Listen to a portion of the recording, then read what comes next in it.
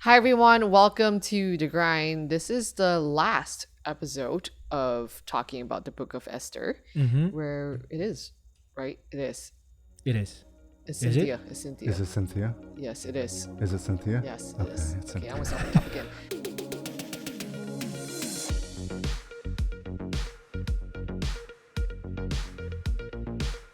Today we are on to the last. Are you sure? No. It is. Yes, I am very sure. It's the last message of the Unseen God series, where we had Pastor Cynthia share about Esther going from an orphan to a queen. And we're just going to look into the process of it all and how she gained so much favor. And so, yeah, speaking about favor, share one experience where you experienced so much favor. I think for me, because my dad works in the entertainment business, so I get a lot of free backstage passes. Okay, cool. So yeah, You just get to hang out with musicians yeah, and pop stars. So, who's your That's- favorite one? I would say Hin's Chung, because he's pretty friendly, Decent guy. decent guy. Decent guy. I was like, Decent guy. I was like, do I know who this guy is? I actually don't even know how he looks like, but the name sounds vaguely familiar. He's famous. I Yeah, think. I think so too. Is he still famous? I think so. I think he's having a concert. Okay, cool. Oh, Cool. okay. Yeah, I mean, Backstreet and I- Pass is You always go cool. hang out with him again? You gotta hang out with some pop stars, Hong Kong pop stars. So yeah. Favor. When I studied in England, I used to know a guy who had a season ticket in this certain section of the stadium. And it's season ticket only, so if you just get a regular ticket, you can't get in there. But he said to me, like, look, you get a ticket in this stand, you can come sit or stand with us. Because it's where, like, the most noise is made. It's, like, where you can have the most fun at the game. So if I didn't know him, like, I would have just been sat in the nosebleed somewhere like everyone else. But Like a peasant. like a peasant. But, yeah, I managed to get in on that, like, I want to say, like, that exclusive section. Oh, that's exciting. Yeah. So I experienced favor in a time where it seemed as though it was a lot of disfavor because it was a time where we missed our connecting flight. Our flight leaving Oklahoma was delayed, which meant that we missed our connecting flight from Dallas back to Hong Kong, which means we were stuck in Dallas overnight, which seemed to kind of suck. Because, yeah, I would hate to be stuck in Texas. Right? But they set us up in a really nice hotel. It was the Marriott that it just renovated. It was super new. So the room that I was in was super new. At first we thought like we had to share rooms, but then we're like, you can have a room each. I was like, okay. So I have one entire room to myself, everything. And it was just Perfect. a perfect way to just have that one night in a really nice hotel room. So yes, it went from Wow. from That like is a perfect. unfavorable situation to a pretty favorable one. So I was a nice rested one, and Free hotels. I know free hotels, right? Yeah. So maybe flight should get. No, actually, no, flight shouldn't get. No. delayed. No, No. please, Right. no, It was please, just- God, no. No, God! No, God, please, no! No! No! No! It was just convenient that it was okay to be delayed that time. Yeah. Now, speaking about favor, as well, like what would you do if you want to win favor with someone who is powerful? I'm going to be honest. I have no idea what to do. I cannot brown nose to save my life. It's just not in my I character. would love to see Nathan. I Chuck. just cannot. What did he just say? Brown nose? brown nose, like basically kiss Like- the butt of someone. Like, it just stirs up the cringe in me that I cannot take. You So just try. Just try. like if you're annoying me, I'm going to tell you. Just imagine Yeah. if it was like the most powerful man in the world annoying Nathan. And And it's Nathan's like, like, sorry. President of the United States annoying cannot Nathan. stand being around you. Goodbye. So as a result, I am actually terrible at sort of like talking my way into or around situations to get something. Like I just take what I can get. It's worked out pretty well so far. No. I mean, same for me, but probably if I really want something, something. If I really want something, I'm gonna be asking the person I know that knows that guy to help me out. come on, man, help a brother out. So you go through a broker. Yeah, something like that. Yeah. Yeah, like Nathan, I don't know if I can Can't do it. do that, like brown nose my way into a situation. But Mhm. I think if I wanted to get in the person's good books, is to do everything that I can within my own set of values. Yeah, Right. yeah. Like if they ask me to do this, yeah, I'm not gonna be like, oh, Yeah. I don't want to do this, but You know what it is? It feels disingenuous, yeah. and I just can't do Yeah. that. But I mean, I'm Yeah. supposed if they're placed in a position where of authority, then naturally I would have to submit to the authority, right? So I would do what they ask. Yep. Would I go out of the way to get them like the latest copy of, like Taylor Swift album? They asked for it? Probably not. Sorry, you're not powerful enough for me to ask. Spotify. Spotify it is.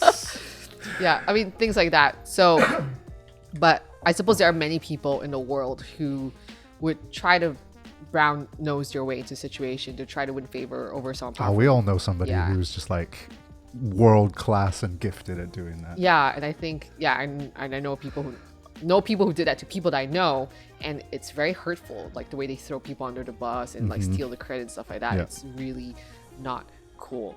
But I suppose if we really want favor with someone who's powerful, I think there are people who just like would do anything just to get it. And so if we look at Esther gained favor probably in a very non-conventional way compared to, I guess, what the world would say is the best way to go. Like Yeah. she became queen. She didn't do all this like random stuff. She Yeah. didn't like, put herself in this or Yeah. or did something specific to try to get attention. I think what was really cool is that she gained favor by listening to wisdom, basically those who had experience and an authority, and then she was also obedient to the Lord. Have you seen that play out in your own life? I'm gonna refer to my previous answer. I don't know how to do it, therefore I've never done it, and so I have never seen the fruits of it. But also, I got to level with you. I've always done the opposite of what people tell me to do because I'm just that smart. So it tends to work out the other way for me, and then I have to claw my way back. So yeah, note to self: don't follow Nathan. Yeah. If you're trying to look for ways to gain favor. Yeah. No. I think for me, if it's deliberate, probably no. But there are instances that I've received favor just by chance because I've heard something from someone. Like of course, like if you listen to that person and then in a way, whether you're being hinted or not, you find something that would sort of give you a leeway to be able to get that favor from that person. Do you get what I mean? So you listen and use the knowledge that you gain from. But like I And said, finding a broker at the same time. it's just by chance. Right. like it's not something that I would do deliberately. Like, you know what? I'm just gonna do this so I can get favor from that guy. But no. Yeah, I suppose it's more like you just fall into it. Yeah. Because I think in times where I do find that I have gained favor is just being, well, number one, yes, being myself. Number two, I think just also being humble and Yeah. recognizing the need for discipline, the need for correction, the need Yeah. to learn.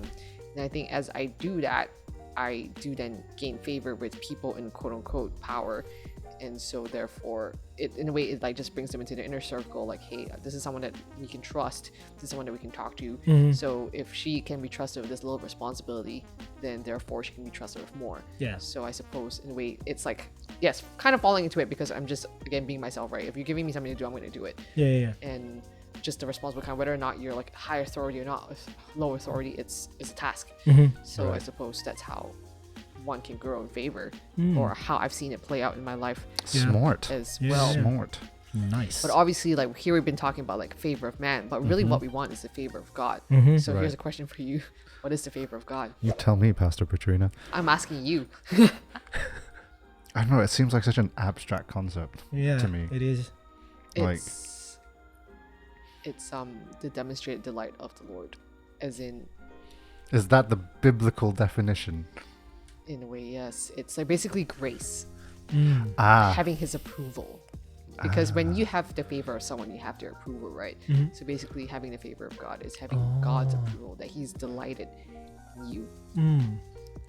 Yeah. I think for me, okay, so if I were gonna say what is God's favor is when you are in the direction where God wants you to be in. Like because usually, I mean, like, it's not usually, all the time, when you are in the area where the Lord wants you to be in, then you will receive God's favor. So I would say, like, if, because like what happened to Esther is she really listened to a lot of people, and through this one I do believe that the Lord has given her the wisdom that she needs through these people, and puts her to the right direction, even though it is a very risky situation. So I think, yeah, I mean, personally for me, if the Lord's favor is where his direction where you want he wants you to be in, that's what I think. That makes sense. Let's go with that. All right, that's good. What a way. It's good. Yeah. Oh man. So, like, for you guys, can you share how you've experienced the favor of God in your life? I like to think that the lives that we have are evidence enough of the favor of God. Yeah, that's true. Speaking personally, I have not ever wanted for anything, right? Only lived in countries where we are free to worship, not been persecuted or anything. Yeah. Whereas there are more than enough people in the world who do not have like the freedom that we do. Yeah, I agree. So I think that in itself is the experience of the favor of God in my life. Yeah. No, that's good. Yeah, I would agree too as well. Like with all the circumstances that we have for the past few years that I'm still here, I would gladly say that I am in the favor of God, like where God's favor is right now. I'm really grateful. So yeah. I mean, I can think of so many times where technically, like, all the dumb stuff I've done, like, I would have either died or something because I've made some stupid decisions in life, but it's God's covering me. Yeah. I think the fact that when I told God, like, hey, I just want to do whatever I can for you, however I can, like, however I am when I'm still young, and I think maybe just God saw that heart to honor him, and I think bit by bit, he just kind of like fulfilled desires in my heart, saw my gifts and talents grow, and just used the things that, I guess there are like hidden desires that I had that got fulfilled, even though I never really thought that or even realized. Yeah. So I think definitely experiencing the favor of God in that sense.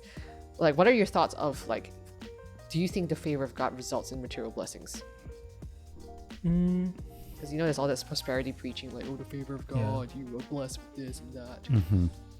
I think material blessings are the most tangible way to feel like you have God's favor, but I don't think it's necessarily always material. I mean, I reckon really it's a matter of your perspective, because if you don't show gratitude and be grateful for what God has given you, God can give you everything and then take it away. And take it away, but like, God can give you anything and everything you could ever want.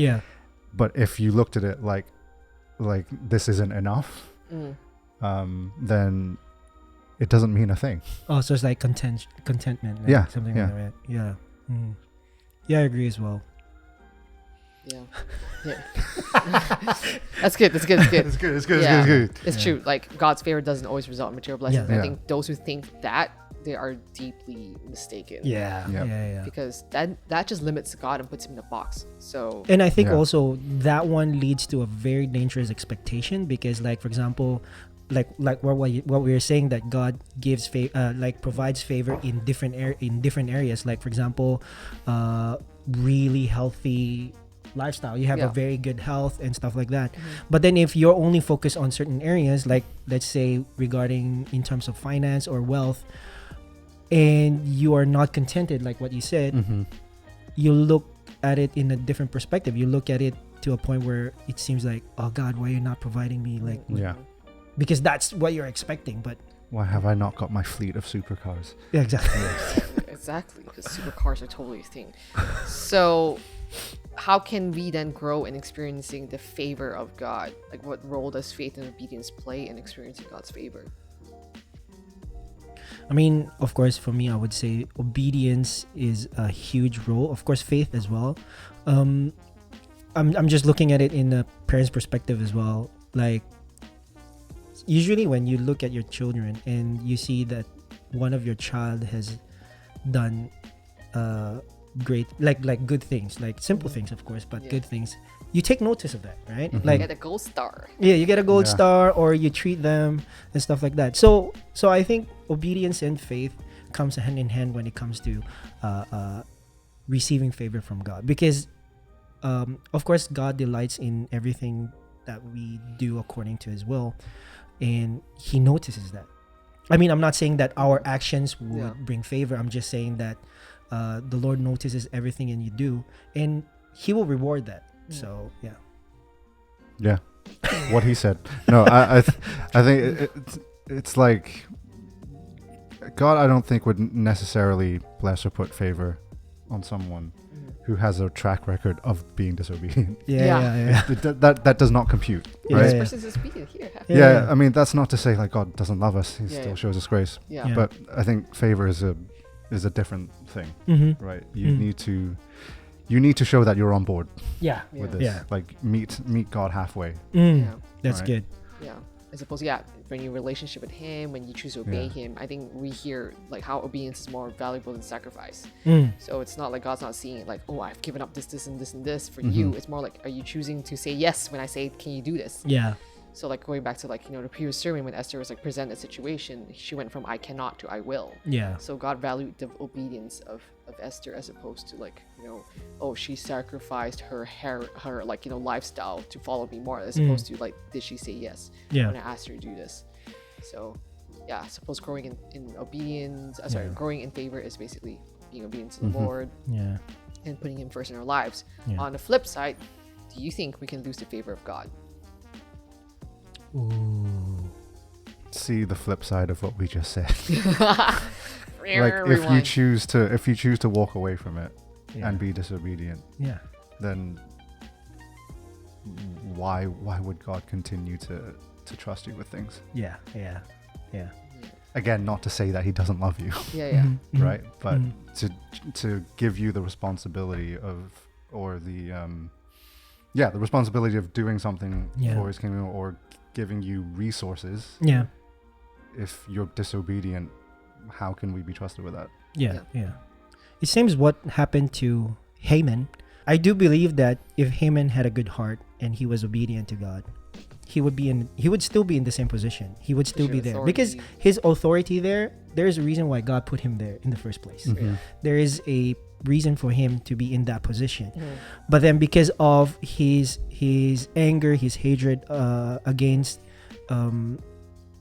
just that experience, like his feeling, what he has in his intentions, Mhm. took him out of that role. So I do believe that every single one of us, even though I should say as well that if we don't know who God is, we will receive a certain type of favor. But the question is, how will you also handle that favor that God has provided you? Yeah, stirring in God's favor. But yeah, like what you guys said about is like, if you can't handle like what you have, how is God supposed to entrust you with more? Yeah. But we go back to like the original the thought of like how favor is God's demonstrated delight, and how it represents His approval of man. Like we are accepted, right? I think if we think about losing favor in that sense, like then we're kind of like lose favor in the sense of like work based. Sure. In a Yeah. sense, like because I do this, therefore I gain favor. Because Yeah. I don't do this, I lose Yeah, favor. yeah, But yeah. the thing is, like, that's not the Christian faith. Oh, sorry guys, I gained 400 calories just by sitting here. Wow, who would have thought? Okay, so yes. Sorry. That's fine. 400 calories for you. That's good.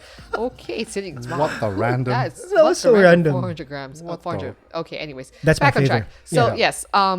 So yeah, our faith isn't based on works. Isn't based on things that we do or do not do. Yes. And I don't think we necessarily lose favor. I think it's just more like the extent of I think what we do lose is maybe privileges, perhaps. Like you know, Nice one. again, Or like, opportunities. yeah, opportunities. Yeah. Like we have the approval of God. God loves us. God will discipline us if we stray out of like His plan for us, or as in we choose to be disobedient. And you know, when we choose to be disobedient, then we stray out the plan that God has set for us. Yeah. So then we lose out on the opportunity of, Yeah. I guess, privileges. Like just how, like, you know, it's like when you never be disowned by your parents, but if you choose to like obviously go against them and be disobedient, you're not going to have that same kind of a joyous relationship Yeah. That's good. with that you know, with your parent. Mm-hmm. So I suppose the same thing as well. It's like, yes, we still have that relationship, but it's just more like we don't get to enjoy the deepness and the fullness of what our relationship with God could possibly.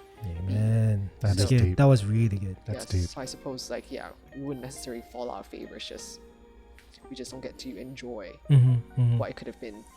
So yeah, with Esther, she went from, again, like we keep saying, rags to riches, right? Queen, from orphan child to queen of the nations. And I think she only got through that way by listening to wisdom, listening to people in authority, listening to advice, and most importantly, being obedient to the Lord. And I think the fact that she chose to be obedient, that's why God was like, all right, here we Amen. go. Let's change the world through her. So the lesson is obey. Obey. Okay. I'm sorry. That's the TLDR version of this series. Obey, okay. And with that being said, thanks for joining Rico, us. that was great. Thanks for joining us on the grind. Obey, okay? All right, Okay. we'll see you next one. Bye. Bye.